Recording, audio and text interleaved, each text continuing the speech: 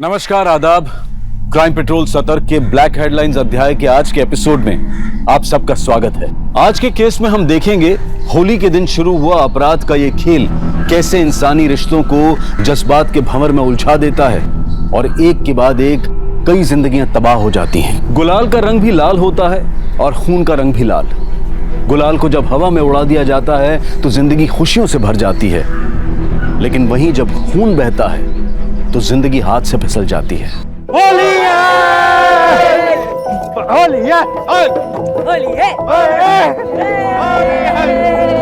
होली है! होली है!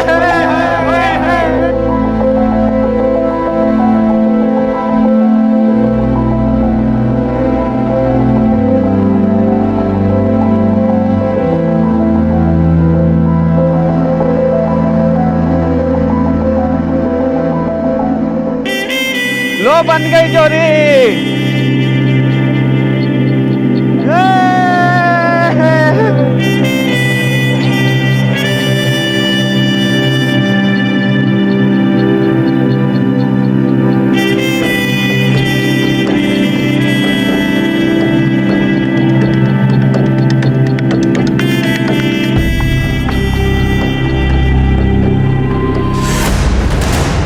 ये क्या किया तुमने?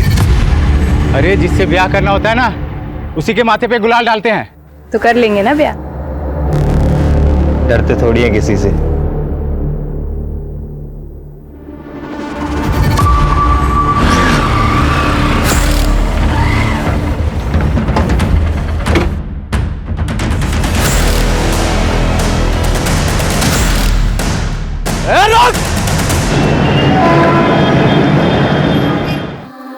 बेगम, होली मुबारक।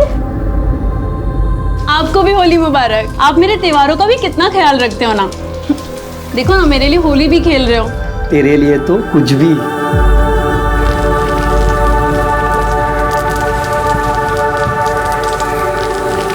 हैप्पी होली। हैप्पी होली। चल जा। हैप्पी होली। माँ, छोटा भैया कब आएगा? अभी तो बस 2 ही महीने हुए हैं, 7 महीने बाद आएगा। माँ, मैं छोटे भैया को भी कलर लगाऊंगा। राजू आया। अरे राजू,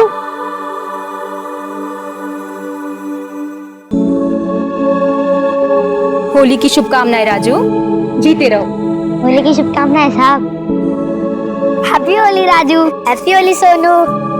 राजू आपको भी होली की बहुत सारी शुभकामनाएं। तुम अभी भी स्कूल जा रहे हो या चाय के ठेले पे दिन भर काम करते हो? रोज स्कूल जाता हूँ साहब। आपने इतने अच्छे स्कूल में एडमिशन कराया, छुट्टी कैसे मार सकता हूँ? अरे मैं तो भूल ही गया, तुम्हारे इस महीने की फीस जमा करनी थी ना। मैं कल ही जाके देता हूँ, ठीक है? अब बातें हो गई हूँ तो चलो मिठाई खिलाती हूँ। चलो। मिठाइयाँ आ गई हैं इंजीनियर साहब। होली की बहुत बहुत शुभकामनाएं। तुमको भी। हम सब ठेकेदारों की तरफ से जरा मुंह मीठा कीजिए सर। मखीजा जी, आप जानते हैं मैं सरकारी मुलाजिम, ये मैं ले नहीं सकता। साहब, आपकी सख्त रिपोर्ट की वजह से किसी भी ठेकेदार का बिल पास नहीं हो रहा है। हमारे बीवी बच्चे रास्ते पर आ जाएंगे साहब। देखिए मखीजा जी, काम सही कीजिए, रिपोर्ट अपने आप सही बन जाएगी। बस अपना आशीर्वाद हम पे बनाए रखना साहब, वरना क्या वरना? ना मजबूरन हमें कुछ करना पड़ेगा साहब। ये देखिए,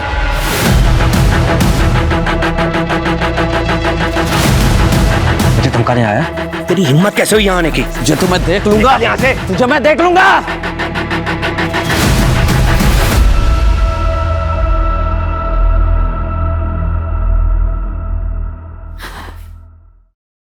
विनय, तुम जानते हो ना मैं रंग नहीं खेलती। मेघला, मैं यहाँ तुमसे कुछ और बात करने आया हूँ। मखीजा आया था।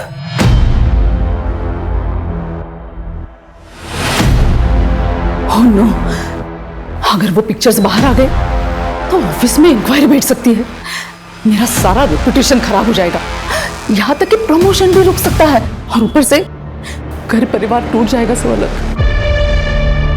विनय, हमें कुछ करना चाहिए। डोंट वरी, चाहे कुछ भी हो जाए तो मैं बदनाम नहीं होने दूंगा, और अगर जरूरत पड़ी तुम्हारे लिए किसी भी हद तक जा सकता हूं, कुछ भी कर सकता हूं, कुछ भी। रिलैक्स।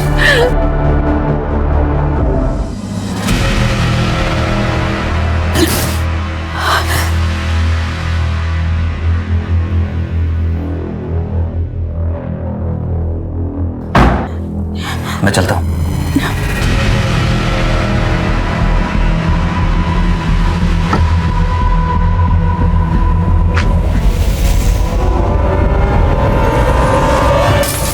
रानी, मेरी मॉम से दूर रहना, वरना सर फोड़ दूंगा। तू मेरी बहन को नजर उठा के देखेगा? हाँ?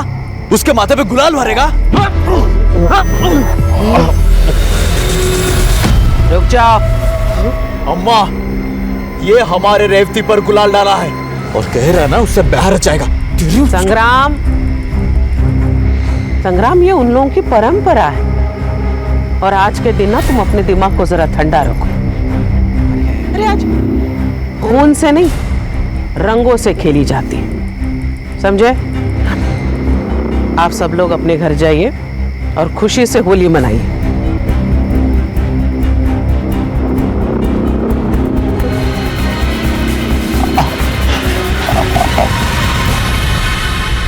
अम्मा जी, आपकी बेटी को उसने फिर भी आपने ऐसे छोड़ दिया। अगला चुनाव विधायक के लिए, हर चीज ठंडी करके खानी चाहिए। इस महाधुप को गांव के बाहर तो निकलने दो, फिर बताते हैं इसे।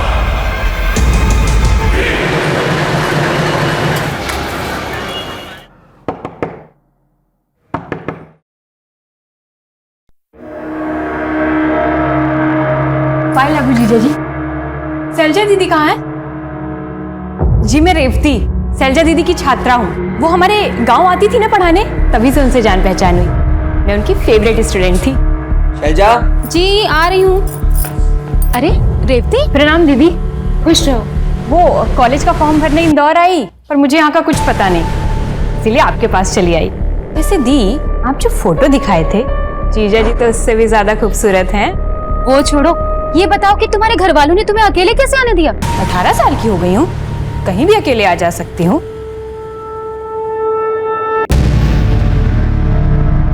नहीं, मेरा पेट भर गया। अच्छे से खा लो, कॉलेज बहुत दूर है। अच्छा तुम जा कैसे रही हो? अरे मैं ऑफिस जाते समय कॉलेज छोड़ दूँ। ठीक है, चलो सोनू, तुम भी जल्दी से खाओ।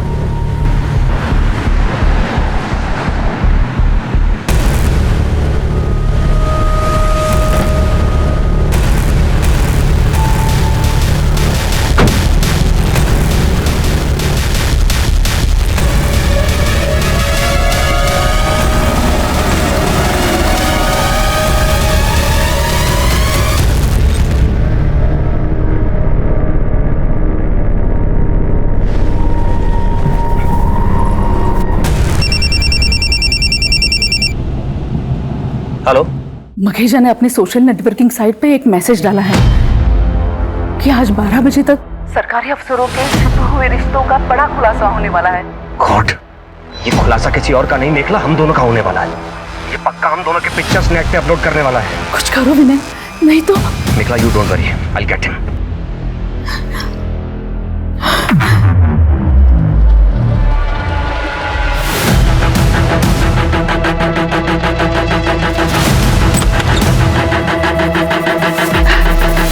नमस्कार नमस्कार। Happy Holi sir. होली मुबारक हो। सर हमारी होली तो सबकी होली खत्म होने के बाद ही होती है। I know. आप एक्सक्यूज मी सर। हेलो, क्या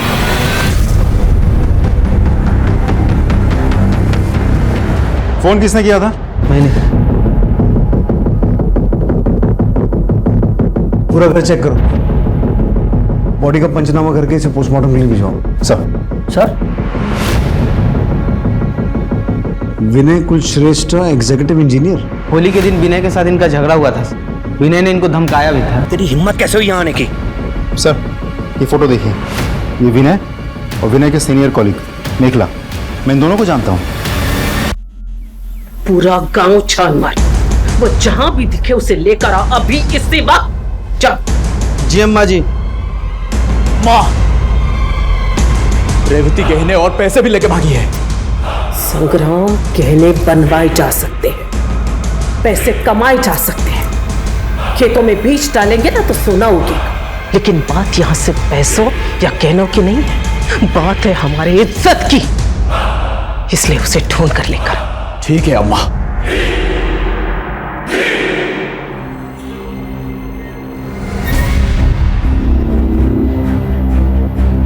अच्छा, वो पैसे और गहने लेके आई हो?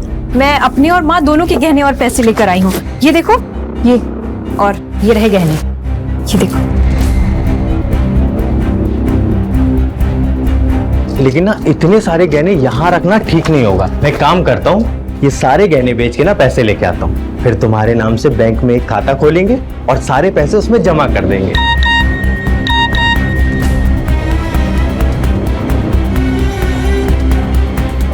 अच्छा सुनो ना, हाँ? मेरे ना अभी एक भाई आ रहे हैं, उन्होंने ही हमारी रहने की व्यवस्था की है। मैं एक काम करता हूँ कि गहने बेच के ना पैसे लेके आता हूँ, और तुम्हें भूख भी लगी होगी ना, हाँ। तो तुम्हारे लिए समोसा और जलेबी लेके आता हूँ। ठीक है? अच्छा चल आता हूँ।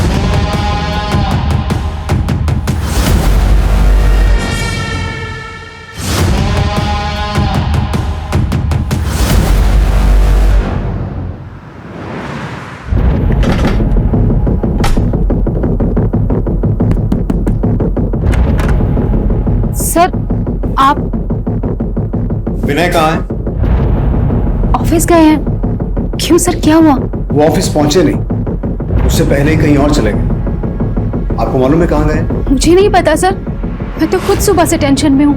उन्हें कई बार फोन मिलाया पर उनका फोन ऑफ जा रहा है। वो कभी ऐसा नहीं करते, मगर आप लोग उन्हें क्यों ढूंढ रहे हैं? ठेकेदार मखीजा का मर्डर हुआ, वहां से विनय का आईडी और मखीजा के फोन में विनय की ये फोटो मिली।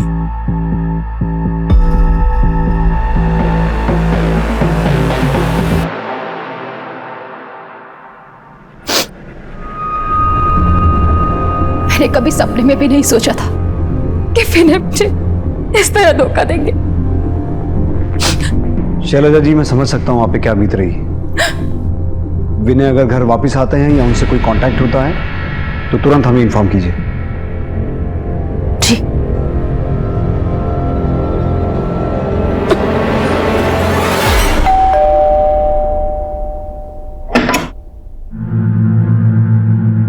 माधु ने भेजा है। जी आइए।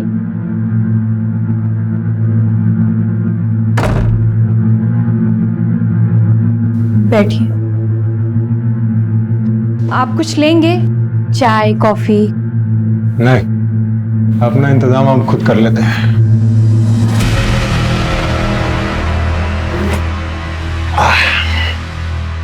अरे तुम खड़ी क्यों?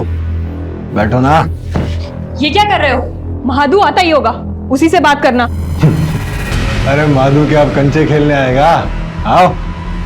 ए, मेरा हाथ छोड़ो, ये क्या कर रहे हो? शर्म नहीं आती अपनी होने वाली भाभी के साथ? अरे किसकी भाभी? तेरे वास्ते रोकड़ा पैसा दिया है माधु को। झूठ बोल रहे हो, ऐसा नहीं हो सकता।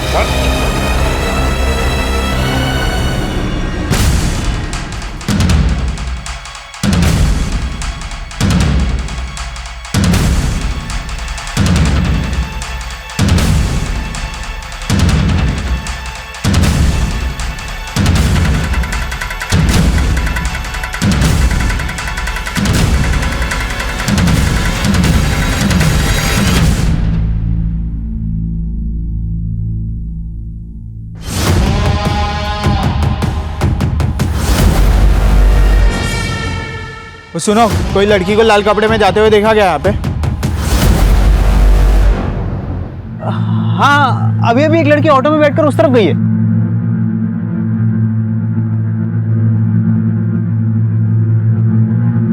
बताइए, आपका विनय के साथ क्या रिश्ता था? प्रोफेशनल। तो फिर आपकी और विनय की इंटीमेट पिक्स मखीजा के फोन में कैसे आई? ये तो आपको उसी से ही पूछना चाहिए। मखीजा अब इस दुनिया में नहीं है, इसीलिए आपसे पूछ रहे हैं। ये मखीजा मरा कैसे? कहीं आपने ही तो? मैं मखीजा को क्यों मारूंगी? क्योंकि आपकी और विनय की कॉम्प्रोमाइजिंग पोजीशन पिक्स मखीजा के फोन में थी। हो सकता है उसने आपको धमकी दी हो या ब्लैकमेल करने की कोशिश की हो, इसीलिए उसे रास्ते से हटाने के लिए विनय के साथ मिलकर मार डाला। विनय कहाँ है? पता नहीं, आप चाहे तो मेरा CDR मंगवा के चेक कर सकते हैं। मैं घर पर ही थी। काफी स्मार्ट गेम खेल रही हैं आप। आपका CDR तो ठीक है, जरा ये आपके घर के सामने लगे CCTV की फुटेज देखिए।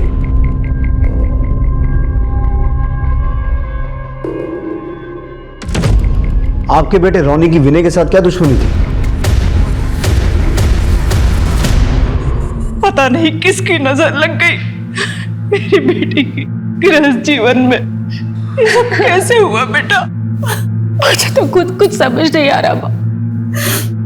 सुबह तो ये ऑफिस के लिए निकले थे और रेवती को कॉलेज छोड़ना था। रेवती कौन है? नानखेड़ा से आई थी माँ। नानखेड़ा?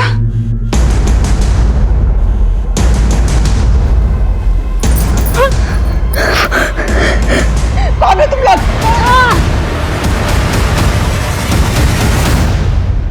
रोनी, विनय कहाँ है?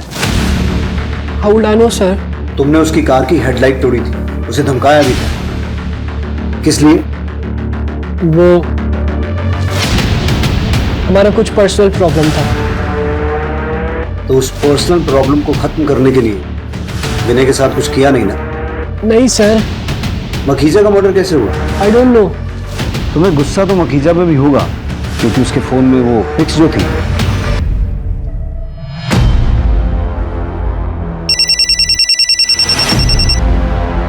हेलो,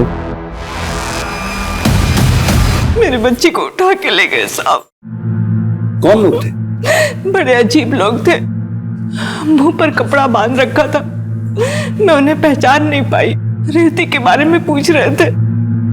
रेवती कौन? किसी नानखेड़ा गांव से आई थी। दामाद जी उसे कॉलेज छोड़ने गए थे। दामाद जी तब से ही गायब है। मेरे बाल बच्चे बहुत खतरे में हैं। उनकी जान को खतरा है साहब। आप उनकी मदद कीजिए जल्दी। मेरी बेटी पेट से है। विजय, आसपास के सभी पुलिस स्टेशन, चेक नाके, टोल नाके, हर जगह इन्फॉर्म करो। नाकाबंदी होनी चाहिए, हर गाड़ी चेक होनी चाहिए, और बाहर गेट का जो CCTV है उसकी फुटेज निकालो। ये फोन किसका है? मेरी बेटी शैलजा का। विजय, इसके मैसेजेस और कॉल लॉग चेक करो, हो सकता है कोई लीड मिले। जी, आप चिंता मत कीजिए, हम पूरी कोशिश करेंगे।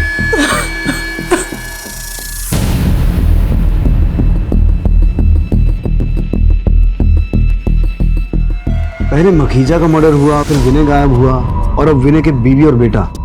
कहीं ये सब विनय का किया धरा तो नहीं है? मखीजा का मर्डर करके अपनी फैमिली को यहां से निकाल के धीरे धीरे गायब होने की कोशिश कर रहा।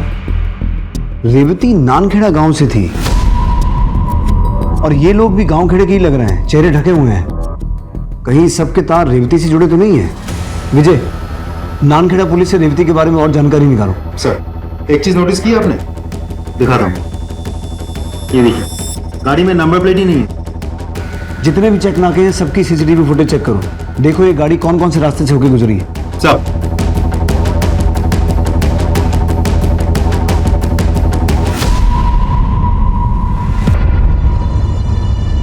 अम्मा जी प्रणाम। वो इंदौर पुलिस ने हमें पूछताछ करने के लिए कहा कि आपकी बेटी रेवती कैसी है और कहाँ है। रेवती,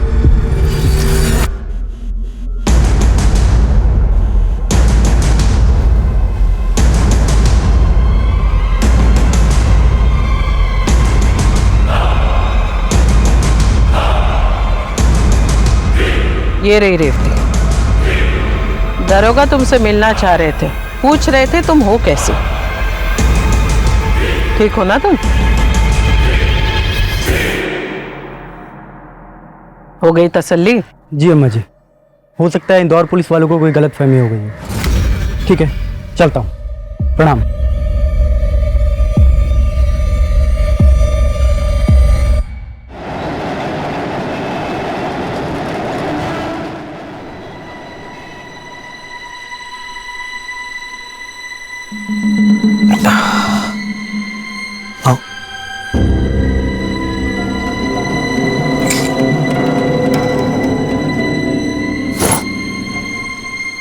आज से यही अपना घर होगा।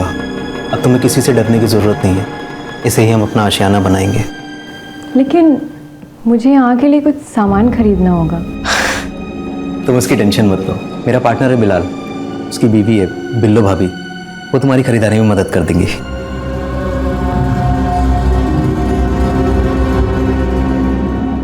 वक्त गुजरता गया। पुलिस उधेड़बुन में थी कि आखिर विनय, उसकी पत्नी शैलजा और बेटा सोनू कहां हैं और रेवती की सच्चाई क्या है। तहकीकात में कुछ दिन गुजर गए। बहुत सारे सबूतों की और संदिग्धों की जांच पड़ताल की गई, लेकिन सारे सवाल वैसे के वैसे थे। न मेखला कुछ बोल रही थी और न ही रोनी। अब तो इंदौर और उसके आसपास के क्षेत्रों में सबकी जुबान पर सिर्फ एक ही सवाल था कि मखीजा का हत्यारा कौन था। विनय और उसके परिवार के साथ क्या हुआ? क्या वो कहीं भाग गए थे या उन्हें अगवा किया गया था, या फिर वो जिंदा भी थे या नहीं? सर, शैलजा के मोबाइल पे रेवती का एक मैसेज आया है। मैसेज में लिखा है, दीदी मैं बहुत परेशान हूँ, बहुत मुसीबत में हूँ, प्लीज मुझे बचा लो। रेवती। कहीं ये वो नानखेड़ा वाली रेवती तो नहीं है? नहीं सर, ये कोई और रेवती है, क्योंकि नानखेड़ा वाली रेवती अपने घर पे है। और वैसे भी ये मैसेज मुंबई के मोबाइल नंबर से आया है। तो मुंबई पुलिस से कांटेक्ट करो और उन्हें रेवती और इस केस की पूरी जानकारी दो। सर।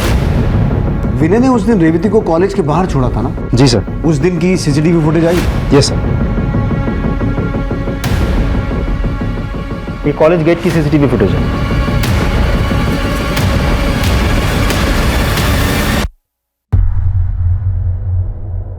ये तो कॉलेज के अंदर गई नहीं, ऑटो में बैठ के चली गई। और जो आदमी ऑटो में बैठा है वो कौन है? इस ऑटो का नंबर नोट करो और ऑटो वाले को ढूंढ के निकालो। सर। हाँ सर, इस लड़की को मैंने नए बाजार में छोड़ा था। ऑटो में बैठा ये लड़का कौन था? सर, बातों से तो लग रहा था इसका दोस्त था। विजय, इस फुटेज से रेवती की एक फोटो लो। सर।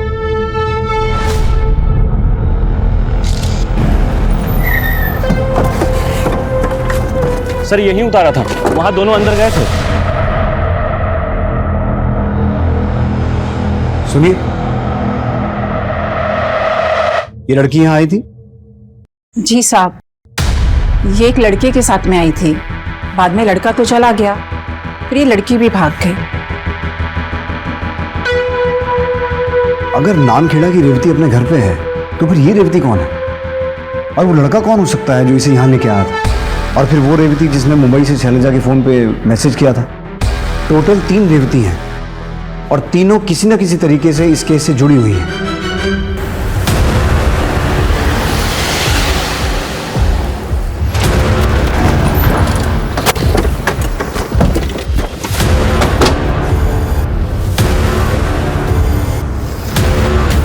आसपास चेक करो, देखो शायद कोई क्लू मिले। सर।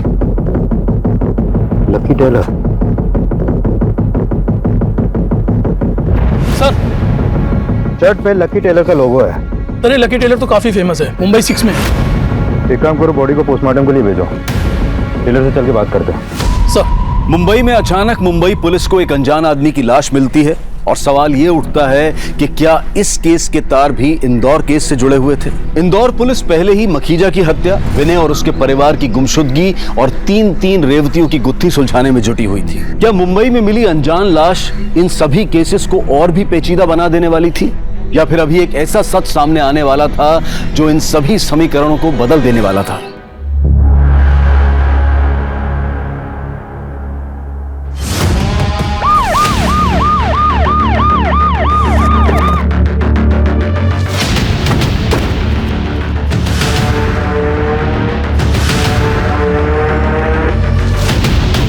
सर, ये तो कोई महादू है, नंदखेड़ा गांव से। नंदखेड़ा गांव से तो रेवती भी है। विजय, इसकी एक फोटो लो और बॉडी को पोस्टमार्टम के लिए भेजो। सर। हाँ सर, यही लड़का था सीसीटीवी वाली लड़की के साथ। हाँ सर, यही लड़का था जो रेवती के साथ आया था। विजय, नानखेड़ा के पुलिस स्टेशन को इन्फॉर्म करो, हम महादू के घर पूछताछ के लिए आ रहे हैं। सर।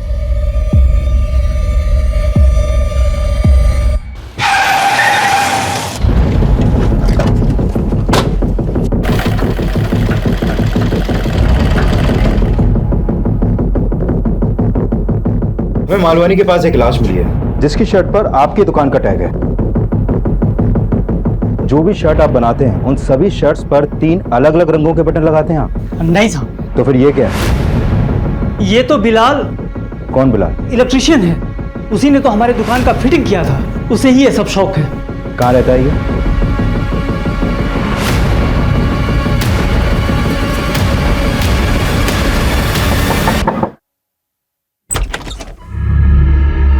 ये बिलाल का घर है? जी साहब, लेकिन 2 दिन से वो घर नहीं आया। मैं पुलिस स्टेशन आने वाली थी। क्या हुआ साहब? हमें एक डेड बॉडी मिली है और बॉडी अभी पोस्टमार्टम के लिए गई है। यह है बॉडी का फोटो।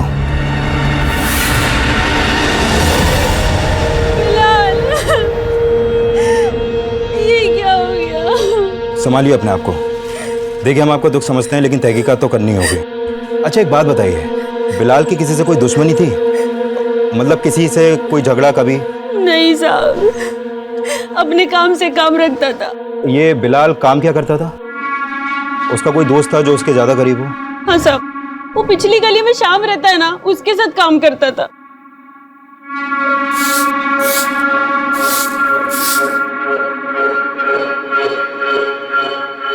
जी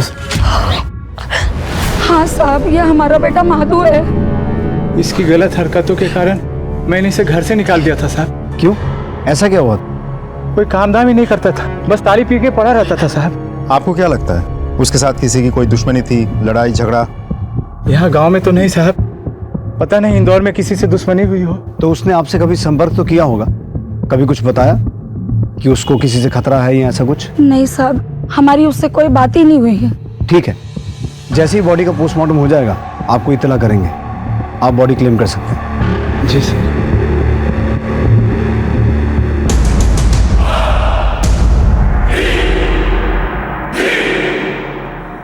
मुझे कुछ तो गड़बड़ लग रही है। अजय, इनके घर पर नजर रखना और गांव में महादू के बारे में और पता करो। जी सर। अच्छा, ये रेवती भी इसी गांव की है ना? जी सर, वो घर पे ही है, मैंने खुद जाके चेक किया। ठीक है, आपको और कोई भी इंफॉर्मेशन मिले हमारे साथ शेयर कीजिए। सर,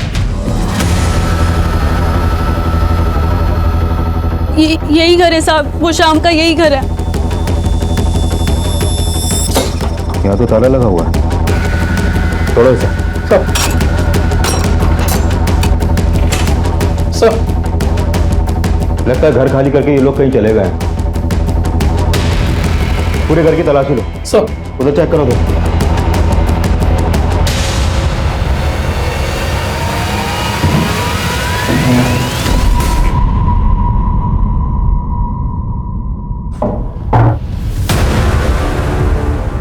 माने सर, ये खून के धब्बे लग रहे हैं मुझे। फोरेंसिक टीम को बुलाओ और ये ब्लड पार्टिकल बिलाल की डेड बॉडी से मैच करके देखो।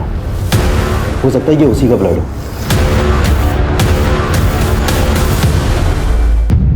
दाल में कुछ काला तो है। पहले मखीजा का मर्डर हुआ, फिर विनय गायब हुआ, सोनू और शैलजा गायब हुए, फिर महादू की हत्या हुई, पर वो है कौन? और इन तीन रेवती का इस केस से क्या कनेक्शन है?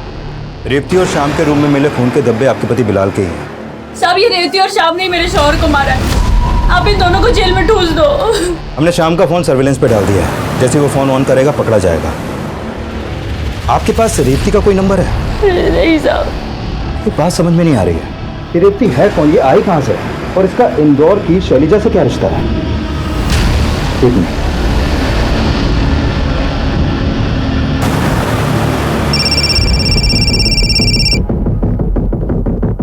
जय हिंद।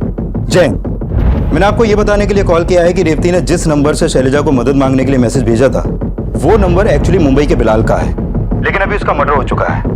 और बिलाल के मर्डर में हमारे सस्पेक्टेड क्रिमिनल बिलाल का एक दोस्त है श्याम और उसकी गर्लफ्रेंड रेवती हैं, और अभी ये दोनों ही फरार हैं। मैं आपको शैलजा केस से जुड़ी रेवती की फोटो दिखाता हूँ, आप देख के बताइए कि बिलाल केस से जुड़ी रेवती सेम है या अलग है।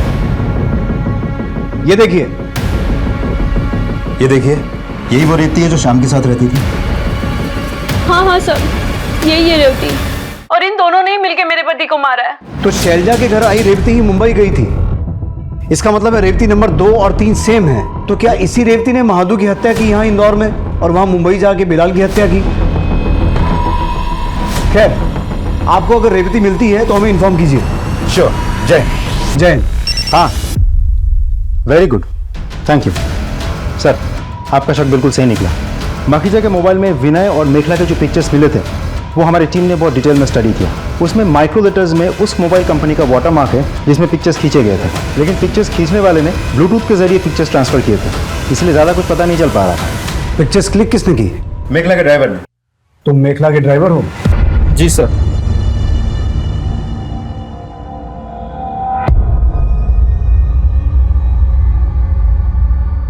ये फोटो तूने क्यों क्लिक की? सर बताता हूँ सर, मैम कहाँ जाती हैं, कब किधर जाती हैं, मुझे सब पता होता था। मखीजा सर ने मुझे पैसे दे के बोला मेखला मैम पर, विनय सर पे तुम नज़र बनाए रखो, उन्हें ही सर अपनी ठेकेदारी में इस काम की ज़रूरत थी। सर मैंने चुपके से दोनों का फोटो क्लिक किया और मखीजा सर को दे दिया। सर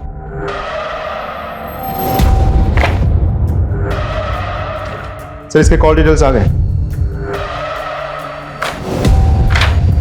जिस वक्त मखीजा का मर्डर हुआ था तो उसके घर के आसपास क्या कर रहा था? कहीं तूने ही तो मखीजा का मर्डर नहीं किया? नहीं साहब, मैं तो मेखला मैम को लेके गया था। लेकिन सर मखीजा के मर्डर के समय मेखला का फोन तो उनके घर पे था। मेखला का फोन घर पे था, मेखला घर पे नहीं थी। कहाँ गई थी आप? मैं अपने घर पर ही थी। आपके ड्राइवर ने बयान दिया है कि उस दिन वो आपको मखीजा के घर लेके गया था। मेखला जी, आपके घर से लेकर मखीजा के घर तक जितने भी सीसीटीवी कैमरा हैं, हमने सबकी फुटेज मंगवाई है। किसी न किसी सीसीटीवी में आप कैप्चर हो जाएंगे। आप पढ़ी लिखी महिला हैं, यहाँ तो बड़े बड़े क्रिमिनल्स पुलिस की मार सह नहीं पाते और सच उगल देते हैं। और सोच लीजिए आपका क्या होगा। नीतू, इन्हें तब तक मारो जब तक ये सच न बोले। मैं सब सच बताती हूँ। आई एम सॉरी, मैंने मखीजा को जानबूझकर नहीं मारा। उसने दोपहर 12 बजे सोशल नेटवर्किंग साइट पे हमारे पिक्चर्स वायरल करने की बात लिखी थी। मैं डर गई थी। उससे यही रिक्वेस्ट करने के लिए मैं उसके घर पर गई, लेकिन उसने वहां बदतमीजी की। मैं बहुत गुस्से में आ गई और मैंने जैसे तैसे अपने आप को कंट्रोल कर लिया। ये सोच लिया कि जो होना था सो हो गया। मुझे एक आइडिया आया, अगर इस मर्डर का ब्लेम विनय पे आता है तो उसकी वाइफ को हमारे रिश्तों के बारे में पता चलता और वो उसे छोड़ देती, फिर मैं विनय के साथ शादी कर पाती। मैंने विनय को प्रमोशन देके उसके लिए एक आईडी कार्ड बनवाया था। उसे सरप्राइज देना चाह रही थी, तो वही आईडी कार्ड मैंने मखीजा के डेड बॉडी के पास रखा। आपने अपने ही बॉयफ्रेंड को मर्डर केस में फंसाने की कोशिश की? वो तो बस थोड़ी दिनों के लिए ही फंसा ना, क्योंकि वहां पर ना तो विनय के फिंगरप्रिंट्स थे और ना ही कोई सबूत था, क्योंकि विनय वहां पर गया ही नहीं था और उसने मर्डर किया ही नहीं था। तो वो बस थोड़े दिन में ही बच निकलता। अभी कहाँ है विनय? यही तो समझ में नहीं आ रहा है सर, लेकिन पता नहीं क्यों मेरा मन कर रहा है कि विनय खतरे में है। प्लीज उससे बचा लीजिए। कहीं ऐसा तो नहीं कि इतना कुछ होने के बाद भी विनय ने शादी से मना कर दिया और आपने उसे मार डाला और उसके परिवार को अगवा करके उनके साथ भी कुछ भला बुरा किया? मैंने सिर्फ मखीजा को मारा है और वो भी एक्सीडेंटली। अलग अलग हादसों से जुड़ी रेवती नंबर 2 और रेवती नंबर 3 अलग अलग नहीं है, बल्कि एक ही रेवती है। इस हैरत अंगेज सच के सामने आने से इस केस में एक बड़ा उलटफेर हो गया। सारे बिखरे हुए पहलू एक दूसरे से जुड़ गए और होली के दिन शुरू हुई अपराधों की एक कड़ी पुलिस के सामने खुलने लगी। अब जरूरत थी उन सभी अपराधियों को पकड़ने की, विनय और उसके परिवार को बचाने की। पुलिस तुरंत एक्शन में आ गई। मिशन रिस्की था, लेकिन रिस्क तो पुलिस की ड्यूटी का एक अहम हिस्सा है। और इसी दौरान पुलिस को एक अहम खबर मिली।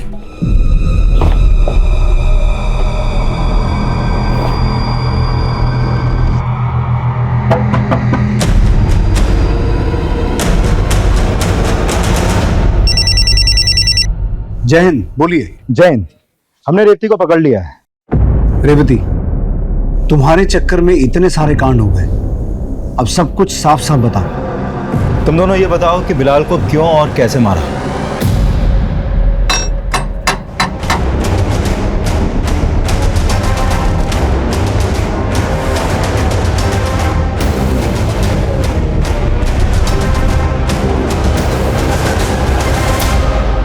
हमने बिलाल को मार के उसकी बॉडी झाड़ियों में फेंक दी।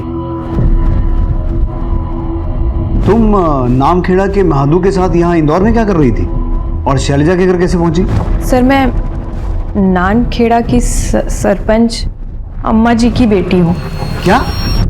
जी।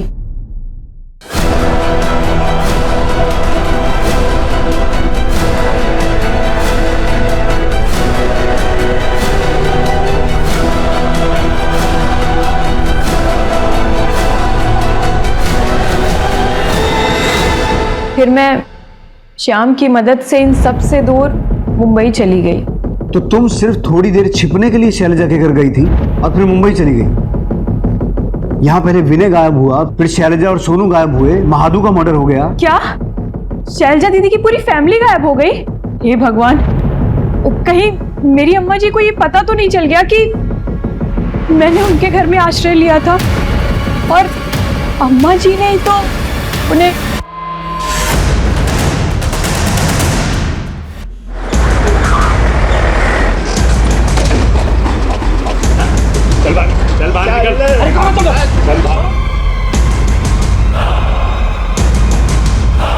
रेवती कहाँ? उसे तो मैंने कॉलेज के गेट पे छोड़ दिया था, मुझे कैसे पता होगा कि वो कहाँ?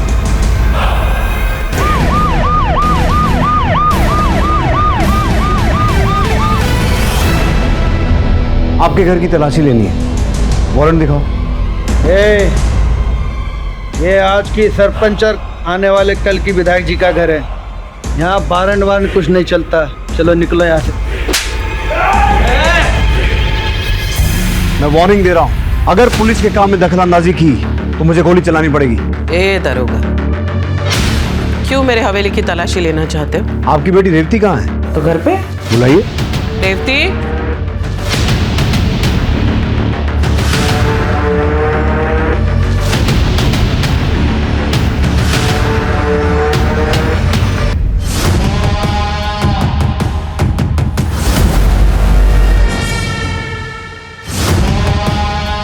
ये है ना आपकी बेटी रेवती। आप समझिए आप कि आपके घर की तलाशी क्यों लेनी थी। तलाशी लो पूरे घर की।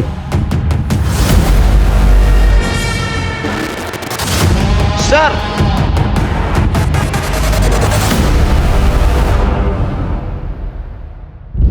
विजय,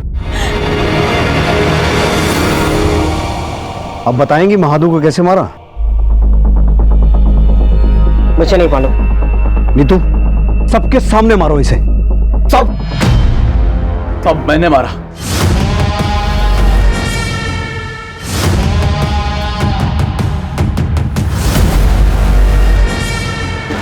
हमारे खानदान की इज्जत का सवाल था, इसलिए मार दिया। अजय, अंदर डालो इन्हें और इतना मारो कि सपने में भी लॉकअप दिखाई दे, क्योंकि ये सिर्फ खूनी और अपराधी नहीं है, वैसी है जिन्होंने एक गर्भवती महिला के साथ ऐसा अत्याचार किया है कि उसके पेट में पल रहा बच्चा भी मर गया। और अम्मा जी, पूरी कोशिश करूंगा कि कानून आपको कम से कम फांसी की सजा तो दे।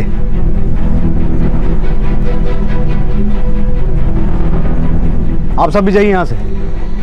देखा रेवती, तुम्हारे एक झूठ में कैसा खेल रच लिया। मैं मानता हूं तुम्हारे साथ भी बहुत कुछ गलत हुआ है, लेकिन तुम्हारे उस एक झूठ ने कई जिंदगियों का सच बदल दिया। विजय, इसे भी ले चलो।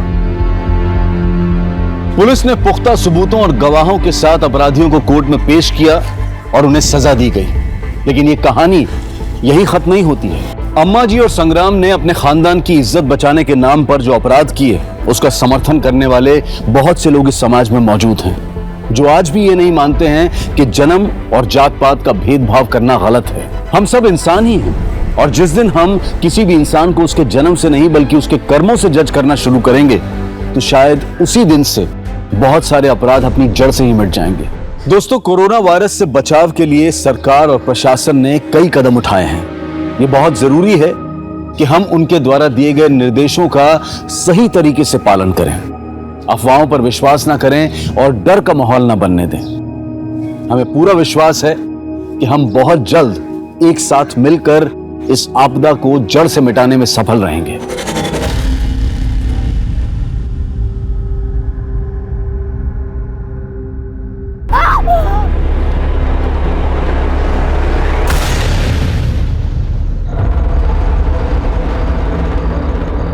तो सेठ लोगों, यो है आज की बोली, जो 15,000 से शुरू हुए हैं। तो लगाओ 16,000, 17,000 और बढ़ो 25,000, ये बात 25,000 से आगे कोई है कि निकल गई सबकी हवा? तो ये सौदा 25,000 में तय हुआ। आजा हुकुम, ले जाओ। तो आज की बोली यो रही 25,000 की, और यो है आज की दूसरी बोली 16 साल की छोरी। देख रहे हो ऊपर से नीचे तक, लगा बोली 5,000। तो आज की यह बोली दोनों माँ बेटी का 45,000 में सौदा तय हो गया। मासा छोरा, हुकुम बस एक आखिरी एहसान कर दो ना हमारे पे। हमारे छोरे ने भी साथ ले लो ना। इसमें खरीदने के लिए आपने पैसे नहीं देने पड़ेंगे। ये तो मुफ्त में आ जाएगा। आपने सब्जी, कपड़े, जानवर और रोजमर्रा की जरूरतों का बाजार लगते अक्सर देखा होगा, लेकिन आज 21वीं सदी में इस तरह से एक औरत और एक नाबालिग की बोली लगते हुए नहीं देखा होगा। 2020 में भी समाज की कथनी और करनी में भयानक अंतर दिखाई देता है, जो उन सारे दावों की पोल खोल देता है कि आज औरतें पुरुषों के साथ कंधे से कंधा मिलाकर चल रही हैं। क्योंकि हमारे समाज में आज भी ऐसे बहुत से लोग मौजूद हैं जो औरत को सिर्फ इस्तेमाल की वस्तु समझते हैं, जिसके हिसाब से औरतों के पास सिर्फ कर्तव्य है, अधिकार नहीं।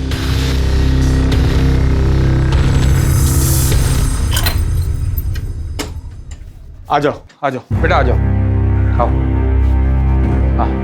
आओ। सामान वामान सब रख दो यहाँ पर, ठीक है? आज से तुम तीनों यहीं रहोगे। पर हुकुम, ये घर किसका है? अरे घर किसका वो छोड़ो ना, तुम लोग सब यहाँ सामान वामान रख दो। वैसे हुकुम, ये घर तो बहुत साफ सुथरा है, अच्छा है। काम का भी बता देते तो।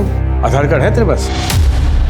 हाँ है, पर आधार कार्ड क्यों? ला दी मुझे, दे। आ जा बेटा, बैठ।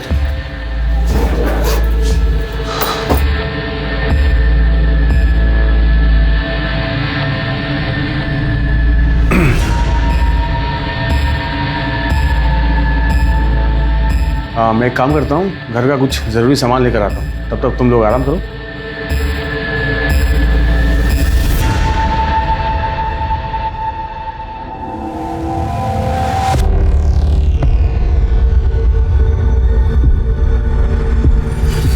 मासा, आपने आधार कार्ड देने की क्या जरूरत थी? बोल देते ना नहीं है। ये छोरी, हमारा दिमाग नहीं चला ना उस वक्त। उन्होंने मांगा, मैंने दे दिया। दिमाग ना चला मतलब? थारी इन्हीं हरकतों की वजह से आज हम यहाँ आए। क्या जरूरत है आधार कार्ड देने की? तो छोरे शांति रख। वहाँ कौन से मजे में थे? अरे ना काम था ना खाने को था। हम दोनों ने ना भूखा नहीं मारना चाहती थी, इसलिए यहाँ आने के लिए राजी हो गई। और तुम दोनों मने खामखा में सुना रहे हो। चलो कोई ना, सब ठीक हो जाएगा। कैसे ठीक होगा? अब तो तुमने आधार कार्ड भी दे दिया, अब तो मैं ऐसे भाग भी ना सकते।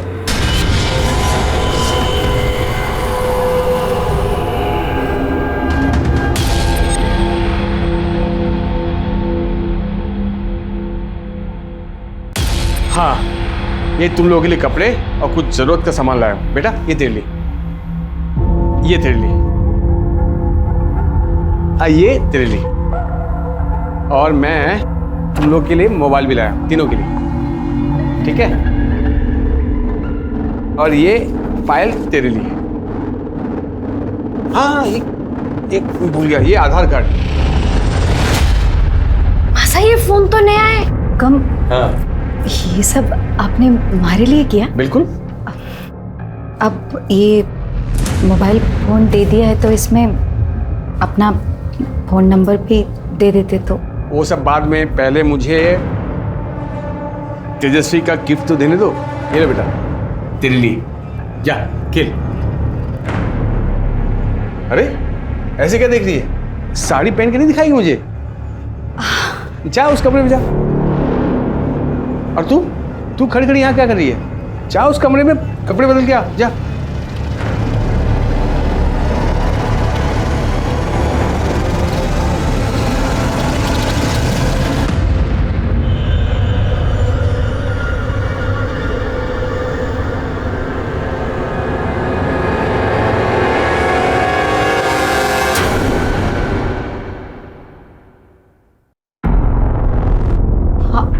आप यहाँ क्या कर रहे हो?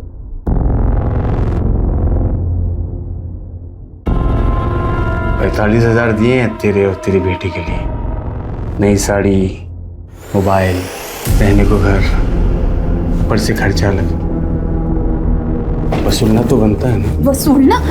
ये आप ये कह रहे हो?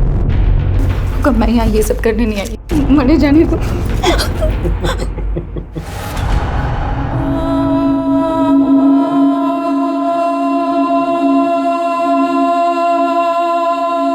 मासा, देखना कैसी लग रही हूँ। पायल, पायल उतार दे ये कपड़े और अपने पुराने कपड़े पहन ले। क्यों? हर सवाल का जवाब देना जरूरी ना है। तन्ने मुंह फुला के बैठना है ना, तू बैठ। मारे तो घूमने जाना है, मैं चल। पायल, पायल तू सुन नहीं रही मैं क्या कह रही हूँ? पायल,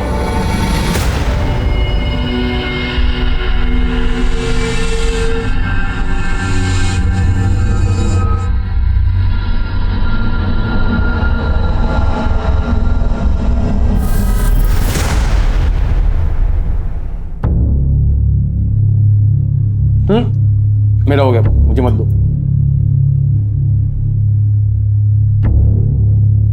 एक बात पूछनी थी।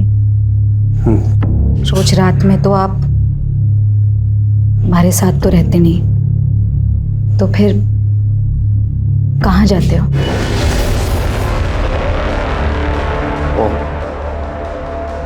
तो तू अब मुझसे सवाल करेगी? नाना हुकुम, क्यों बात नहीं। बस मैं तो ये जानना चाह रही थी कि अगर हमारे साथ नहीं रहते तो फिर किसके पास जाते हो? औकात में रह तू अपने। खरीदा है मैंने तुझे, खरीदा है। शादी नहीं हुई हमारी जो बीवी का नाटक कर रही है तू। ये तो जानना चाहूं कि शादी कब करोगे? सारा मूड खराब कर दिया मेरा। मासा, कहाँ जा रहे हो? क्यों देखने कि शरीफ आदमी रोज रात में आखिर जाता था है।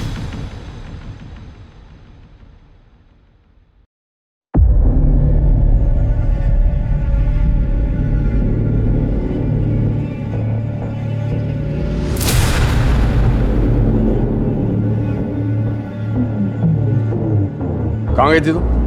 बाजार गई थी। ये लोग कौन है? चल अंदर जा, जा।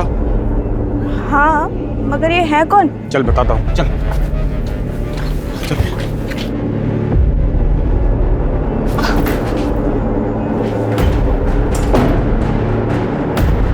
अब समझ में आ गया कौन है ये लोग? क्या डिटेल में समझाऊं? मासा चलो यहाँ से, चलो।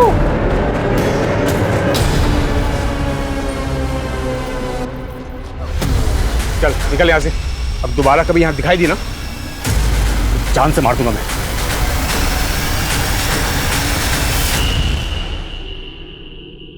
मिश्रा, मुझे पता लगा है पॉलिटिकल फंक्शन में तुमने फोर्स कम भेजी, ऐसा क्यों? सर बाकी की फोर्स मैंने सिविल हॉस्पिटल में भेजी है। सर, गौतम नगर के पीछे वाले एरिया में एक डेड बॉडी मिली है। चलो गाड़ी निकालो। महेश, आरती, चलो। मारी मासा। सब मारी मासा और दीदी पता नहीं कहाँ चली गई है। सब उन्हें ढूंढना। घबराओ नहीं, आराम से बताओ क्या हुआ तुम्हारी मासा और दीदी को? मारी मासा और दीदी 2 दिन पहले घर से निकले थे, अब तक वापस नहीं आए। घबराओ नहीं, हम ढूंढ लेंगे तुम्हारी मासा और दीदी को। दामिनी, बच्चे को पानी वानी पिला के इसे शांत करो, इसकी स्टेटमेंट दे दो। जाओ बेटा दीदी के साथ। मिश्रा चलो।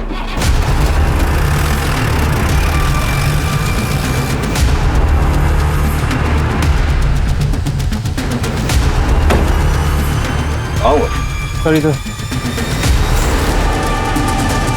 बॉडी पर चाकू जैसे किसी चीज से वार किए गए, लेकिन इतने सारे पीठ पे, गले पे, चेहरे पे, हाथों पे। Multiple stabbing. मारने वाला इस हद तक नाराज था, इस हद तक नफरत था, कौन हो सकता है?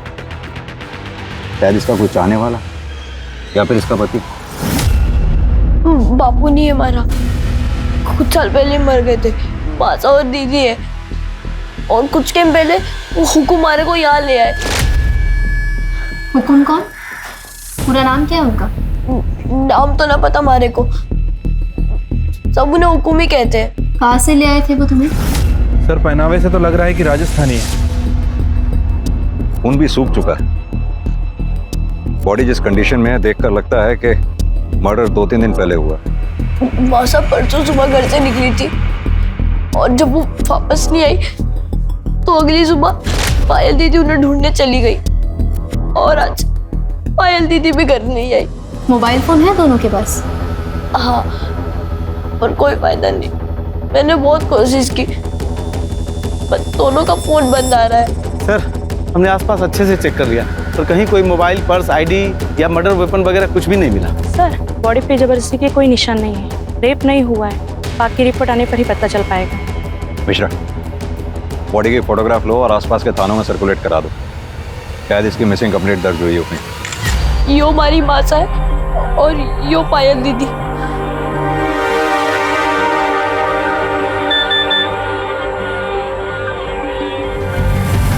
बेटा अभी मैं तुम्हें कुछ दिखाने वाली हूँ, घबराना नहीं, ध्यान से देखो और मुझे बताओ कि यही तुम्हारी माँ है? मासा?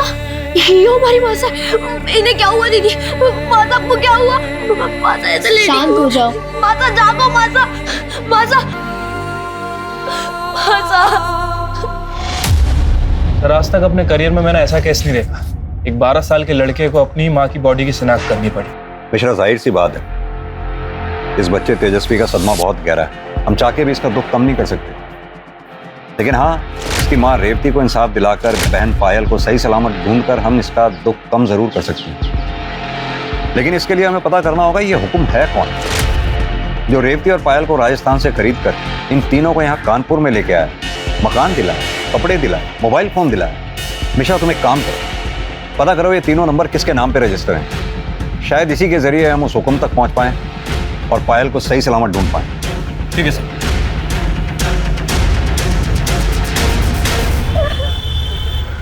सर तेजस्वी ने हुकुम का ये स्केच बनवाया। महेश सर पता करो रेवती के घर के आसपास कहीं सीसीटीवी हो तो उसकी फुटेज चेक करो, देखो क्या ये आदमी रेवती के घर के आसपास चक्कर लगाता दिखाई दे रहा है, अगर नहीं तो उसके आस पड़ोस में पड़ोसियों को सबको ये स्केच दिखाओ और इसके बारे में जितनी डिटेल मिले सब पता करो। सर ऐसा भी हो सकता है कि रेवती का मर्डर इस हुकुम ने किया हो, क्योंकि सर तेजस्वी ने बताया था कि जब से रेवती गायब हुई है ये हुकुम भी उसके घर के आसपास नजर नहीं आया। ये रेवती की पोस्टमार्टम रिपोर्ट आई क्या? सर अभी सरकारी हॉस्पिटल में हड़ताल चल रही है, शाम तक खत्म हो जाएगी। सर कल तक पोस्टमार्टम रिपोर्ट आने की उम्मीद भी है। सर रेवती, पायल और तेजस्वी तीनों के भी नंबर्स रेवती के नाम पर रजिस्टर्ड है। फोन और सिम कार्ड तीनों भी अलग अलग जगह से खरीदी गई हैं और एड्रेस प्रूफ में राजस्थान के एड्रेस का आधार कार्ड दिया गया है। इन तीनों के कॉल रिकॉर्ड्स में ये हुकुम का नंबर जरूर होगा जिसकी रेवती से बात होती होगी। सर रेवती के कॉल रिकॉर्ड्स में तो बस 2 ही नंबर मिले हैं, एक पायल का और दूसरा तेजस्वी का। इन दोनों के अलावा तीसरा कोई नंबर नहीं है। ये पायल और तेजस्वी के कॉल रिकॉर्ड्स चेक किए, हो सकता है उनमें से कोई एक नंबर हुकुम का हो। यस सर, पायल के कॉल रिकॉर्ड्स में कुछ ऐसे नंबर्स मिले हैं, हम चेक कर रहे हैं कि वो नंबर्स किसके हैं। इतने नंबर्स में से एक नंबर तो हुकुम का जरूर होना चाहिए। एक काम करो, उस बच्चे तेजस्वी को लेकर आओ। Yes sir. बेटा तेजस्वी, आपको पुलिस स्टेशन में रहने में कोई दिक्कत तो नहीं हो रही ना? अगर कुछ प्रॉब्लम हो या कुछ चाहिए हो तो बता दें। साहब पायल दीदी मिली? नहीं बेटा अभी तो नहीं, लेकिन जल्दी मिल जाएगी। तेजस्वी हमने कुछ नंबर्स हाईलाइट किए, ये ब्लू कलर में जो नंबर हाईलाइट किए हैं जरा इन्हें देख के बताओ ये किसके नंबर है? पता नहीं साहब, पर ये शिव और लाखन के ही होंगे, क्योंकि हमारे से अलग दीदी इन दोनों से बातें करती थी। बेटा ये दोनों रहते कहाँ पर हैं? घर तो नहीं पता साहब, पर हमारे घर के आसपास ही देखा है मैंने इन्हें। इन्हें देखोगे तो पहचान लोगे? हाँ।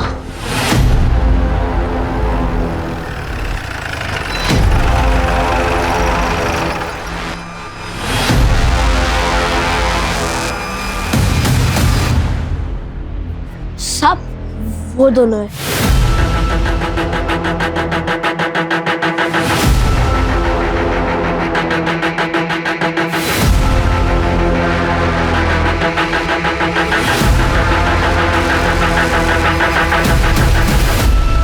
साहब हम और पायल दोस्त थे, वही हमको बताई थी कि उनके यहाँ जो एक आदमी आता था उसको ये सब हुक्म करके बुलाते थे। क्या यही है वो आदमी? हाँ साहब, यही है। तुम दोनों हो पायल से दोस्ती का नाटक कर रहे थे ना? चल क्या रहा है ये सब? कहाँ गायब है पायल? क्या जाने कहाँ है साहब, हम खुद उसे 2 दिन से खोज रहे हैं। और तू कितने दिन से खोज रहा है पायल को? तू भी तो उसे फोन करता था ना, दोस्त है उसका। काहे की दोस्ती साहब, वो तो हमको घास भी नहीं डालती थी, सारा दिन फोन करते रहते थे मगर फोन नहीं उठाती थी। वो तो सब सिम को ही बढ़ावा देती थी बस। दोनों का बराबर चुम्मा चाटी चलता था साहब। हम भी समझ गए थे कि वो भी दुनिया के जैसी है, हम विकलांग को काहे चुनेंगे। टुकुर टुकुर का देख रहा है बे? तू तो सब जानता है ना, पता था क्या नहीं साहब को? बच्चे से नहीं मुझसे बात कर। क्या कह रहा था? पायल तुझे घास नहीं डालती थी इसीलिए तूने पायल को गायब कर दिया? हम कुछ नहीं किए साहब। साहब ये सही बोल रहे हैं, पिछले 1 महीने से हमारा प्यार था, फोन पे बातचीत, मैसेज खूब चल रहा था। ये देखिए साहब, वो खुद भी हमको मैसेज करती थी। क्या पायल ने तुम दोनों को ऐसा कुछ बताया था जो उसके गायब होने की कोई खास वजह बन सके? बताई तो नहीं थी साहब, पर हम खुद देखे थे उसके साथ जो हुआ था, तो वो भी उसके माँ के सामने। कब हुआ था ये? सब पायल के गायब होने के 1 दिन पहले। हम समझ गए थे उसके साथ जो कुछ हुआ है सबका उस पर बहुत बुरा असर हुआ होगा, इसलिए मुझसे मिलना चाह रहे थे, उसे थोड़ा सांत्वना देने के लिए। बेटा तेजस्वी, तुम इस बारे में पता था? नहीं माँ साहब, दीदी ने मैंने कुछ ना कही। तो तुम दोनों ने उस आदमी का चेहरा नहीं देखा जिसने पायल का रेप किया था?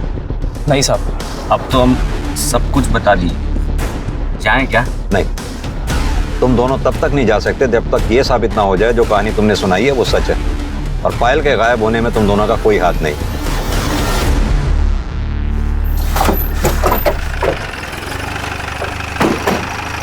लेके आओ। सर, रेवती के घर के आसपास की सीसीटीवी फुटेज आ गई जिसमें ये हुक्म साफ साफ दिखाई दे रहा है। पॉज करना, प्ले करो। ये बाइक के नंबर प्लेट पे जूम करना था। अब यही आदमी हमें इस हुक्म तक पहुंचाएगा। आरटीओ से इस बाइक की डिटेल्स निकलवाओ, ये जो कोई भी है इसे उठा के ले आओ।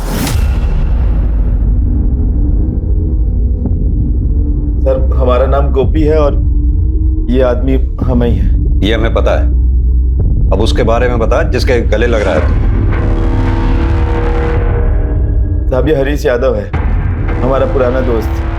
बहुत साल से हम एक दूसरे के टच में नहीं थे, लेकिन कुछ दिन पहले जब हम उसको देखे तो मिल लिए और 4 बातें हो गई। अबे, और आगे हो क्या? अंधा है क्या? दिखता नहीं है? हरीश, क्या बात है हरीश, मेरा भाई। कैसा है यार? बढ़िया यार, तू बता कैसा है? मैं बहुत बढ़िया हूँ। अब 2 मिनट की बस मुलाकात थी साहब, बस। कहाँ रहता है तेरा ये हरीश यादव? बचपन के दोस्त हैं। ये पहले वो सुमन बिहार में रहता था। अभी कुछ दिन पहले जब हम वहाँ गए तो पता चला बहुत पहले ही वहाँ से कहीं शिफ्ट हो गया है। अभी कहाँ शिफ्ट हो गया साहब ये हमको नहीं पता। इतने साल बाद मिला, उसे नया पता नहीं मांगा? फोन नंबर तो होगा?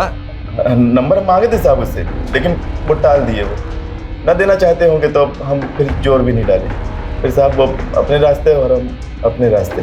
तो साहब हम जितना जानते थे हम सब बता दिए, अब हम जा सकते हैं। मिश्रा, इसके एक फोटो ले लो रिकॉर्ड में रखने के लिए।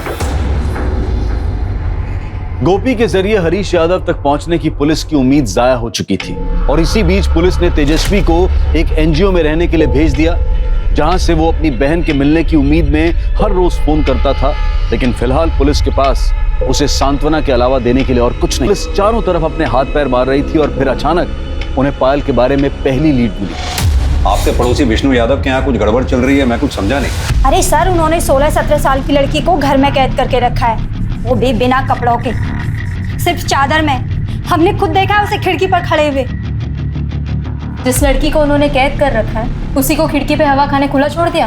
अरे मैडम, हम झूठ थोड़ी बोल रहे हैं, हम यहाँ पे अपना समय खराब करने नहीं आए हैं। दामिनी, ध्यान से देखो, यही थी वो लड़की? हाँ हाँ साहब, बिल्कुल यही लड़की थी।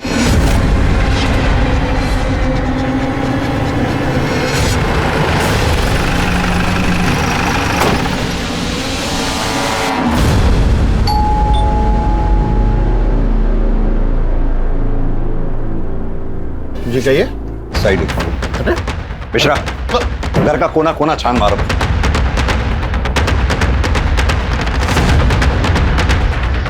सर बताएंगे आप क्या ढूंढ रहे हैं? आप हमें अपना काम करने दीजिए।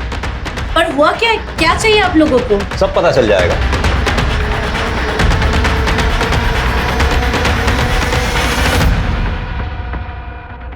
क्या बात है भैया? पुलिस आपके घर में क्या करी? अरे बता नहीं रहे कुछ। जिसे हम सारी दुनिया में ढूंढ रहे हैं तो खुद ब खुद चल के हमारे पास आ गया। क्या? मैं कुछ समझा नहीं, आप क्या बोलना क्या चाहते? हरीश यादव और हुकुम। क्या लगते हो तुम इनके? मैं इनका छोटा भाई हूँ, यहाँ पास 2 मकान छोड़ के मैं रहता हूँ। पर आप ये बताइए कि बात क्या है? अब पूछेंगे हम और बताएगा तू। तेरे लिए तो कई सवाल हैं हमारे पास। क्या? कैसे सवाल? जैसे कि पायल कहाँ है? यही थी ना? कहाँ छुपा रखा है उसको? पायल भला यहाँ पर क्या करने आएगी? और हम क्यों छुपाएंगे उसको? कुछ दिन पहले प्रताप नगर में किसी लड़के के साथ देखा था मैंने उसको। अब पता नहीं उसका अता पता क्या है, मुझे नहीं मालूम। पता सब मिल जाएगा। दामिनी, हरीश के घर की भी तलाशी लो। एक मिनट, ये चल क्या रहा है इंस्पेक्टर साहब? बताएंगे। अब यहाँ कुछ नहीं मिला तो इसे परेशान करेंगे आप?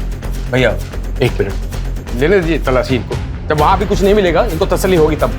वैसे भी हम कुछ कहेंगे इनको, हमारी बात सुनने नहीं वाली। क्यों नहीं सुनेंगे? तू अगर सच बोलेगा जरूर सुनेंगे। अब सीधी तरह से ये बता कि रेवती और पायल को राजस्थान से क्यों खरीद के लाया था? ये क्या बेहुदा मजाक कर रहे हैं आप?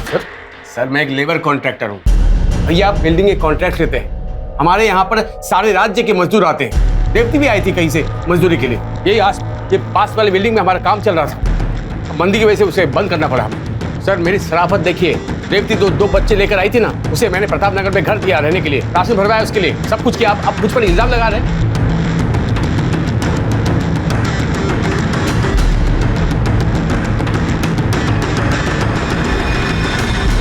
तू तो बहुत दयावान निकला। अगर इतनी ही दया थी तो जब रेवती 2 दिन से गायब थी तो थाने आया क्यों नहीं उसके बारे में पता करने के लिए? 2 दिन तो मैं वहां पर गया भी नहीं, तो मुझे कैसे मालूम पड़ेगा सब उसके बारे में? और सर आज मैंने अखबार में पढ़ा कि उसका मर्डर हो गया। सर पायल वहां भी नहीं मिली। खामखा आप लोग।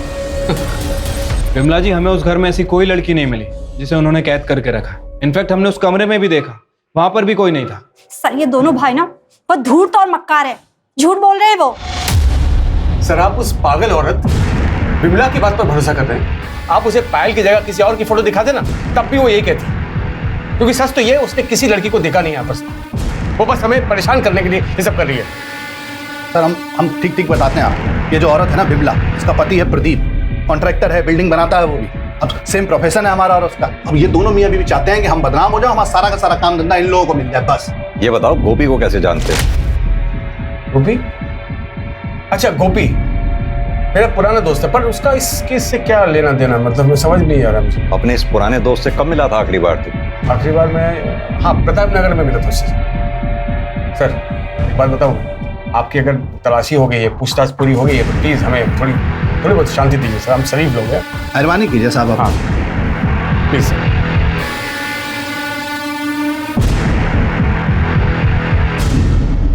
ये हरीश यादव का कच्चा चिट्ठा निकालो, कॉल रिकॉर्ड्स, मोबाइल रिकॉर्ड सब निकलवाओ, और ये विमला ठाकुर की क्या कहानी है पता करो। सर विमला ने यादव परिवार पे जितने भी इल्जाम लगाए थे सारे के सारे बेबुनियाद थे। वो ये काम उन दोनों भाइयों को फंसाने के लिए कर रही थी। यानी कि विमला ने किसी लड़की को खिड़की में देखा है, ये बात झूठ भी हो सकती है? हो सकती है सर। चाहे ये लड़की वाली बात झूठ भी हो, लेकिन फिर भी इन यादव भाइयों के बीच कुछ तो चल रहा है। मैंने नोटिस किया जब हम हरीश और विष्णु से बात कर रहे थे तो हरीश की बीवी बीना यादव कुछ घबराई हुई थी। ये पोस्टमार्टम रिपोर्ट अभी आई है नहीं? सर अभी तक हड़ताल कंटिन्यू चल रही है। वैसे मेरी डॉक्टर से बात हो गई है, उनका कहना है कि जैसे ही हड़ताल खत्म होगी वो हमें रिपोर्ट भेज देंगे। ये हरीश के कॉल रिकॉर्ड्स और मोबाइल लोकेशन रिकॉर्ड से कुछ पता चला कि मर्डर के समय वो कहाँ पर था? सर कुछ खास तो पता नहीं चला। सर अगर थोड़ी समय के लिए मान लेते हैं कि रेवती का मर्डर 26 फरवरी को, सर उस टाइम इनफैक्ट उसके एक दिन बाद 1 बजे तक हरीश के फ़ोन की लोकेशन उसके घर की ही थी। अब तो ये भी तो हो सकता है कि हरीश ने अपनी एलिबाई क्रिएट करने के लिए मोबाइल घर पर छोड़ दिया हो, और कुछ सस्पिशियस जो कॉल रिकॉर्ड से निकला हो। गोपी हम तो झूठ बोल रहा था सर, उसके पास हरीश का कॉन्टैक्ट नंबर नहीं था, लेकिन हरीश के कॉल रिकॉर्ड सच्ची कहानी बयान कर रहे हैं। गोपी पिछले 1 महीने से हरीश से बात कर रहा था। उठा के लाओ इस गोपी को। सब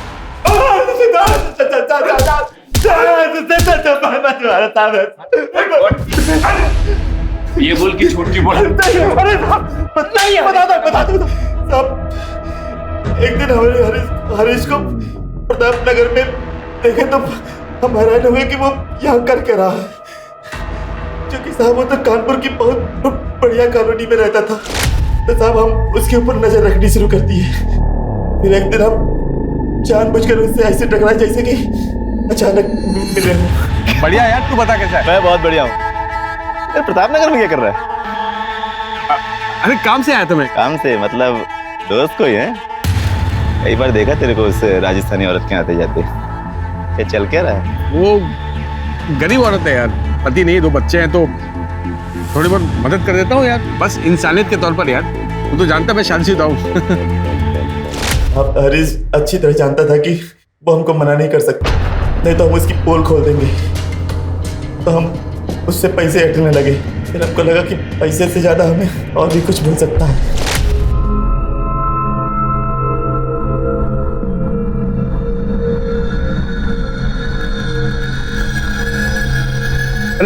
अरे ये रहन, तुम अपने कमरे में जाओ, ठीक है?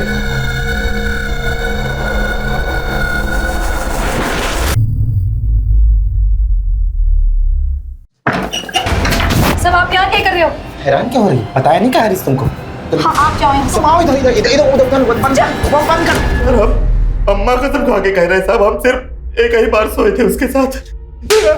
रेप कहते हैं उसे। और जब दूसरी बार रेवती ने तेरा शिकार होने से मना कर दिया तो तूने उसे मार डाला। भगवान सब नहीं मारे साहब, क्योंकि तुम्हारा की तो नौबत नहीं आई। इससे पहले वो मैं क्यों मारूंगा सर उसको? मेरा तो रेवती के साथ अफेयर चल रहा था। अफेयर नहीं चल रहा था, तूने रेवती को अपनी हवस मिटाने के लिए खरीदा था। और न तू सिर्फ उसका इस्तेमाल कर रहा था बल्कि औरों से भी रेवती का इस्तेमाल करवा रहा था, जैसे कि गोपी। झूठ बोल रहा है सर, वो कभी ना एक नंबर का। रेवती ने मुझे बताया था कि वो गोपी ताक झाक करते हुए उसके घर तक गया था और उसे अकेला देखकर उसके साथ जबरदस्ती की। वो बिल्कुल टूट गई थी सर।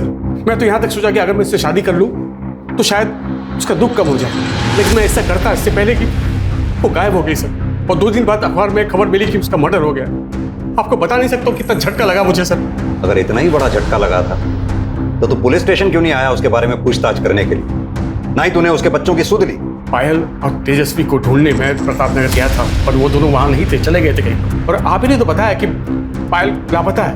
अब तक तेजस्वी का भी पता नहीं चल रहा, कुछ पता नहीं सर कहाँ होगा, कैसा होगा। बड़ी चिंता हो रही है मुझे उसकी। उसकी चिंता मत कर, वो जहां कहीं भी है सुरक्षित है।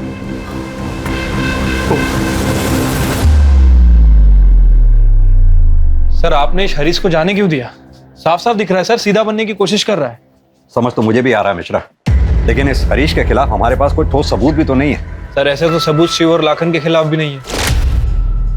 छोड़ दो उन्हें। लेकिन सर देखो मिश्रा, इन तीनों का कनेक्शन पायल से है, तो पायल जरूर इन तीनों में से ही किसी एक के पास होगी। ये जानने के लिए थोड़ा बहुत तो रिस्क लेना ही होगा।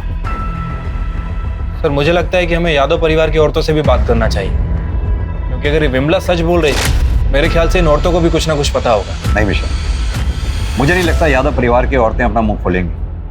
मुझे तो वो भी विक्टिम ही नजर आती हैं।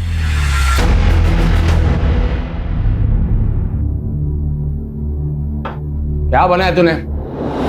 ना नमक है ना मिर्च, एक खाना नहीं बनता तुझसे। खुरकिया नहीं, खुरकिया नहीं है, ये नीचे कर। और ये सर पर घूंघट क्यों नहीं है? हाँ, और गलती करना चाहती तू?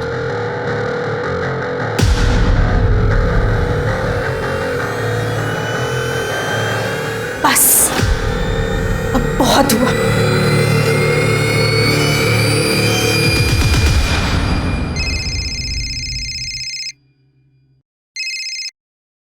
हाँ जी बोलिए। क्या? एक मिनट रुकिए। सर एनजीओ से फोन है, तेजस्वी का कुछ पता नहीं चल रहा। उन्होंने आसपास बहुत ढूंढा, कहीं मिल नहीं रहा। व्हाट? तेजस्वी के नंबर पे कॉल करो।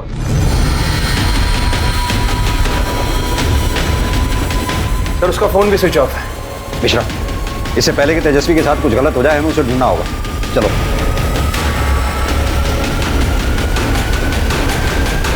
तेजस्वी,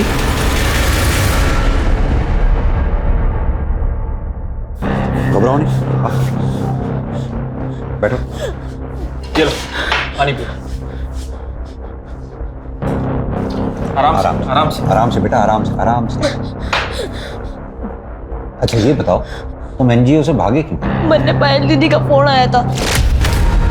पायल दीदी को क्या कहा उन्होंने?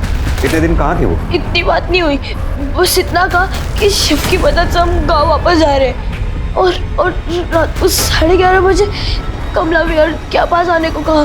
मैं वहाँ एनजीओ से भागकर वहीं गया था। मैंने उनका बहुत इंतजार किया पर वो वहाँ नहीं आई। हमारी दीदी को ढूंढ लो सब, हमारी दीदी को ढूंढ लो सब। चिंता मत करो, बैठ जाओ, हम तुम्हारी दीदी को ढूंढ लेंगे। मिश्रा, ये शिव जहाँ कहीं भी है उसे खोद के निकालो और पायल के फोन पे कॉल करो। उसका कोई पता नहीं, उन्होंने कोई और नंबर से कॉल किया था। तो फिर किस नंबर से किया था? उन्होंने ये नंबर से कॉल किया था। किसका नंबर है?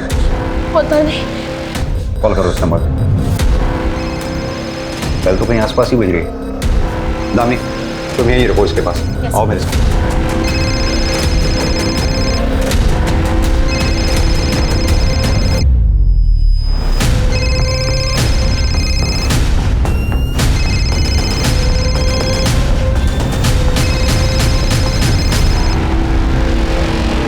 सर, 27 मई की शाम को पायल अपनी माँ रेवती को ढूंढने के लिए हमारे घर पर आई थी। फिर हरीश ने बोला कि वो उसकी माँ को ढूंढेंगे और फिर ये भी बोला कि जब तक उसकी माँ नहीं मिलती है पायल हमारे घर पर रह सकती है और अपने छोटे भाई को भी ला सकती है। मगर ये सब वो सिर्फ उसे बेवकूफ़ बनाने के लिए बोल रहा था। उसके बाद हरीश ने विष्णु के घर में ले जाकर पायल को कैद कर दिया। शुरू में मैं भी पायल से बहुत नाराज थी क्योंकि उसकी माँ रेवती की वजह से मेरी बसी बसाई गृहस्थी उजड़ रही थी। उस दिन जब वो खिड़की के सामने विमला से मदद मांगने के लिए गई थी तब मैंने ही उसे पीछे खींचकर उसके सामने अपना गुस्सा निकालने गई थी। मगर उसकी हालत देखकर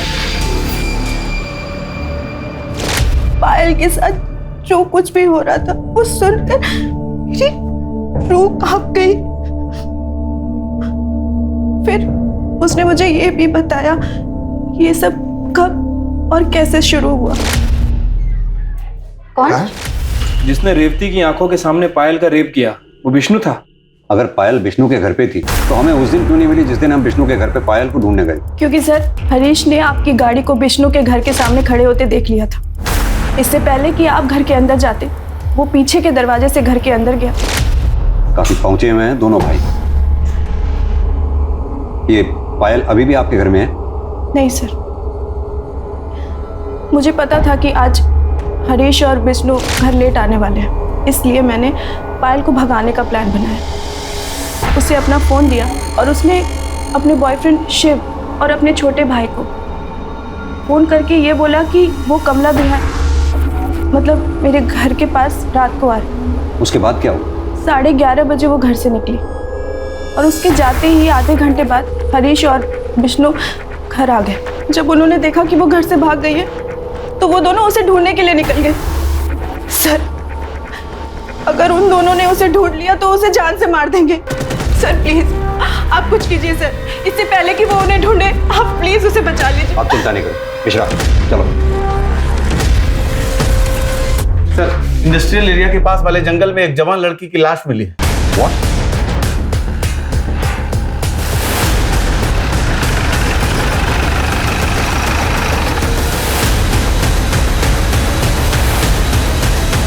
और इसे भी रेवती की तरह किसी धारदार हथियार से मारा गया। सर इसकी बॉडी पे भी बहुत सारे जख्म हैं। बॉडी चेक करो। Yes sir.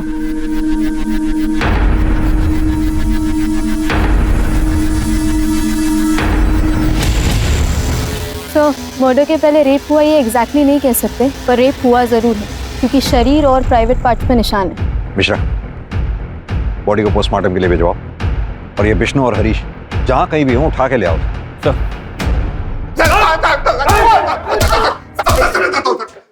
मैं सब सच बताता हूँ। पायल भाग गई थी, हम लोग डर गए थे। हम दोनों भाई बाहर जाकर पायल को ढूंढ रहे थे, बहुत ढूंढा सर, लेकिन वो नहीं मिली। तो थकार के हम लोग वापस आ गए थे। वापस बोला था ना, झूठ मत बोलना। इतनी रात को सीसीटीवी फुटेज में सिर्फ एक गाड़ी इंडस्ट्रियल एरिया की तरफ जाते हुए दिखाई दी, जो गाड़ी तुम दोनों की है। और इतना ही नहीं, उस गाड़ी में खून भी मिला है, जो फॉरेंसिक रिपोर्ट आने के बाद क्लियर हो ही जाएगा कि वो खून पायल का है, उस पायल का जिसे तुम दोनों भाई दिन रात रेप करते रहे। उसकी बॉडी, कपड़े, तुम्हारा डीएनए एक बार अगर मैच हो गया ना, तुम्हारा बाप भी सच बोलेगा। सर, हमने रेप किया सर, लेकिन मारा नहीं सर। ये सच है सर। पायल उसकी माँ को ढूंढते हुए हमारे घर आई सर। हमने उसको अपने घर में कैद कर लिया सर। आगे बोल। उसका फोन छीन कर उसको ऑफ कर दिया ताकि वो बाहर वालों से कांटेक्ट में नहीं रह सके। एक गुनाह तो कबूल कर लिया तुम दोनों ने, अब मर्डर के बारे में भी सच बोल दो, वरना इसे देख रहे हो ना मिश्रा, खाल उधेड़ देगा तुम दोनों की। सर मैं सच बोल रहा हूँ सर। हमने बस उसका रेप किया सर, उसको मारा नहीं सर। को इतनी बुरी तरह से तोड़ो कि सारी गर्मी निकल जाए। सर हमने पाप किया। दोनों भाइयों ने एक ही रट लगा रखी है सर, रेप किया लेकिन मर्डर नहीं। ये दोनों हमें गुमराह करने की कोशिश कर रहे हैं ताकि मर्डर के चार्जेस से बच जाए। लेकिन सवाल अब भी वही उठता है कि अगर ये दोनों सच बोल रहे हैं तो फिर रेवती का मर्डर किया किसने? पुलिस के सामने रेवती और उसकी बेटी पायल की हत्या की एक गुत्थी थी जो सुलझ नहीं पा रही थी। संदिग्धों की लंबी लिस्ट थी, लेकिन बिना किसी सबूतों के किसी एक को दोषी मानना बहुत मुश्किल हो रहा था। एक मुश्किल यह भी थी कि हड़ताल की वजह से पोस्टमार्टम रिपोर्ट नहीं आई थी, जिससे जानकारी साफ हो पाती। इसलिए पुलिस ने यह तय किया कि अर्जेंट बेसिस पर पोस्टमार्टम के लिए दोनों बॉडीज को लखनऊ भेजा जाए। सर, पीएम रिपोर्ट आ गई। फाइनली आई गई? हाँ सर, पायल का जब मर्डर हुआ वो प्रेग्नेंट थी और सर दोनों के साथ गैंगरेप हुआ है। रिपोर्ट में साफ साफ मेंशन है सर, बॉडी पे जितने भी घाव हैं वो 2 से 3 इंच गहरे हैं। तब सर जिसने मर्डर किया उसके हाथों में ज्यादा जान नहीं थी, इसीलिए इतने गहरे घाव नहीं कर पाया। मौत घाव की वजह से नहीं, बल्कि बहुत ज्यादा खून बहने की वजह से हुई। इसीलिए पायल की बॉडी पर 50-60 वार किए गए। मिश्रा, ये काम हरीश, विष्णु या शिव का नहीं, किसी और का है। सर आपने उस दिन लाखन को नोटिस किया था, उसके हाथ बहुत कमजोर लग रहे थे। हाँ, लेकिन चलो अगर मान भी लिया जाए लाखन के पास पायल को मारने का मोटिव हो सकता है, लेकिन वो रेवती को क्यों मारेगा? जो हाथ सीधी तरह से चाय का गिलास नहीं पकड़ पा रहे थे, चाकू कैसे पकड़े? सर अगर लाखन नहीं है फिर ये मर्डर किसने किया? तो तुमने मारा रेवती और पायल को? क्यों मारा उन दोनों को?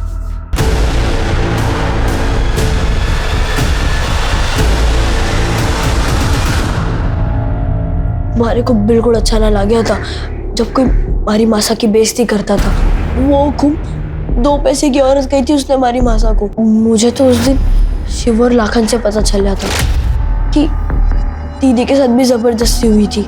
मासा गुस्से में हुकुम से बात करने घर से निकली और उसका कुछ फायदा नहीं था, इसलिए मैंने उनका पीछा किया और गौतम नगर के पास पहुंचते ही जब मासा घर ना लौटी तो पायल दीदी बहुत घबरा गई थी। वो घर से निकली और कही कि मासा को ढूंढने जा रही है, फिर वो भी वापस ना आई। फिर मैं आपके पास उसके गायब होने की शिकायत लिखवाने आया। जब मुझे पायल दीदी का फोन आया तो उसने मुझसे कही कि हम गांव वापस जा रहे हैं। मैं बहुत खुश था, उसकी कही हुई जगह पर उससे मिलने भी गया। दीदी, तेजस्वी, कहाँ चले गए थे आप? दीदी, तारा यो क्या हाल किसने किया? ये तुझे किसने मारा? कुमार उसके भाई ने रोज जबरदस्ती करते थे मेरे साथ। मैं तो पहले भी यहाँ नहीं आना चाहता था, पर मासा ने जबरदस्ती करके मुझे झोंक दिया इस नरक में, इसलिए मार दिया दोनों को मैंने।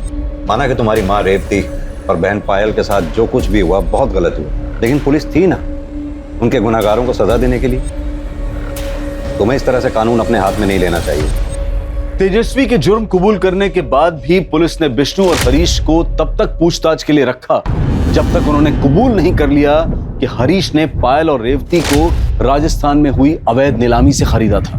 पायल किससे प्रेग्नेंट थी ये जानने के लिए विष्णु और हरीश का डीएनए पायल के फीटस से मैच करवाया गया, जो कि विष्णु से मैच हुआ और दोनों को पॉक्सो एक्ट के तहत कड़ी सजा सुनाई गई। तहकीकात में पता चला कि रेवती विधवा थी और उसके रिश्तेदारों ने उसे किसी बिचौलिए को बेचा था और उस बिचौलिए ने आगे उसे हरीश को बेचा। बेशक तेजस्वी की कच्ची उम्र अपराधी और निर्दोष में फर्क नहीं कर पाई, जिसके कारण उसने अपनी ही मां और बहन की हत्या कर दी।